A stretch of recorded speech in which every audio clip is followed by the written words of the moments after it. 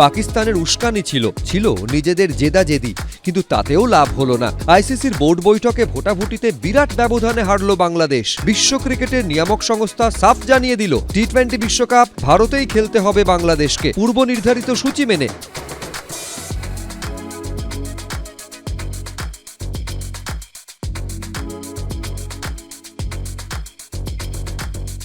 আর যদি নিজেদের অবস্থানে অনড় থাকে বিসিবি, যদি ভারতে খেলতে আসতে না চায়, বাংলাদেশকে বাদ দিয়েই হবে টি-20 বিশ্বকাপ, সেক্ষেত্রে বাংলাদেশের পরিবর্তন হিসেবে নেওয়া হতে পারে স্কটল্যান্ডকে। নিজেদের সিদ্ধান্ত জানানোর জন্য সময়সীমাও বেঁধে দেওয়া হলো বাংলাদেশকে। 24 ঘন্টার মধ্যে আইসিসিকে নিজেদের মতামত জানাতে হবে বাংলাদেশ ক্রিকেট বোর্ডকে, যার অর্থ বৃহস্পতিবারই চূড়ান্ত হয়ে যেতে পারে আসন্ন টি-20 বিশ্বকাপে বাংলাদেশকে আদৌ দেখা যাবে কিনা। বাংলাদেশে একের পর এক হিন্দু নিধন ও নিপীড়নের ঘটনা প্রকাশ্যে আসছে। ভারত বিদ্বেষী হাওয়াও বইছে জোরালোভাবে। সেই আবহে মুস্তাফিজুর রহমানকে ছেড়ে দেওয়ার জন্য কলকাতা নাইট রাইডার্সকে নির্দেশ দিয়েছিল ভারতীয় ক্রিকেট বোর্ড। 9 কোটি 20 লক্ষ টাকায় বাংলাদেশের বাঁহাতি পেসারকে কিনলেও ছেড়ে দেয় শাহরুখ খানের কেকেআর। তারপরই ভারতের মাটিতে টি-20 বিশ্বকাপ খেলতে আসবে না বলে আইসিসিকে জোড়া চিঠি দেয়। তাদের ম্যাচগুলো যেন শ্রীলঙ্কায় স্থানান্তরিত করা হয়, সেটাও দাবি করে বাংলাদেশ। অন্যদিকে পাকিস্তানও বাংলাদেশের দাবিকে অলিখিতভাবে সমর্থন করে।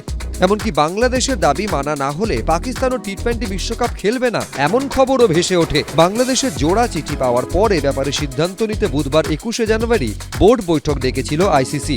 ভিডিও কনফারেন্সে আইসিসি সদস্যদের মধ্যে ভোটাভুটিও হয়। বাংলাদেশ সেই ভোটে 14-2 ব্যবধানে হেরে যায়।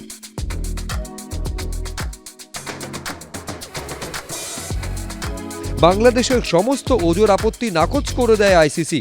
জানিয়ে দেওয়া হয়, শেষ মুহূর্তে এসে আর টি-20 বিশ্বকাপের সূচিতে পরিবর্তন সম্ভব নয়। ভারতের মাটিতেই খেলতে হবে বাংলাদেশকে, তা না হলে তাদের বাদ দিয়ে অন্য দলকে নেওয়া হবে। সেই সঙ্গে স্পষ্টভাবে জানিয়ে দেওয়া হলো, ভারতের মাটিতে নিরাপত্তার সংশয় হতে পারে বলে বাংলাদেশ যে দাবি তুলেছে তা সম্পূর্ণ ভিত্তিহীন, অমূলক। টি-20 বিশ্বকাপে গ্রুপ পর্বে বাংলাদেশের 4টি ম্যাচের মধ্যে 3টি রয়েছে ইডেন গার্ডেন্সে। 7 ফেব্রুয়ারি বিশ্বকাপের উদ্বোধনের দিনই ইডেনে ওয়েস্ট ইন্ডিজের মুখোমুখি হবে বাংলাদেশ। সিএবিতে খোঁজ নিয়ে জানা গেল, বৃহস্পতিবারই আইসিসির এক প্রতিনিধি দল আসছে ইডেন পরিদর্শনে। সিএবির কোষাধ্যক্ষ সঞ্জয় দাস জানালেন, ভারতীয় ক্রিকেট বোর্ডের প্রতিনিধিরাও কলকাতায় এক প্রস্ত ঘুরে গিয়েছেন। বিশ্বকাপের ম্যাচ আয়োজনের প্রস্তুতি তুঙ্গে।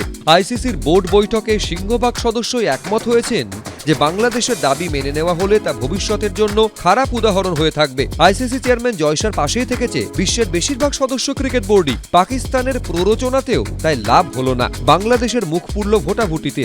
ইডেনেও নতুন উদ্যমে বেজে গেল বিশ্বকাপের দামামা। সন্দীপ সরকার, ABP live Bangla.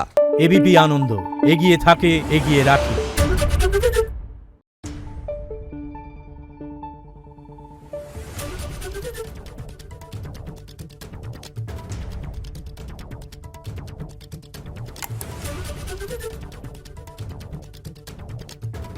Thank you.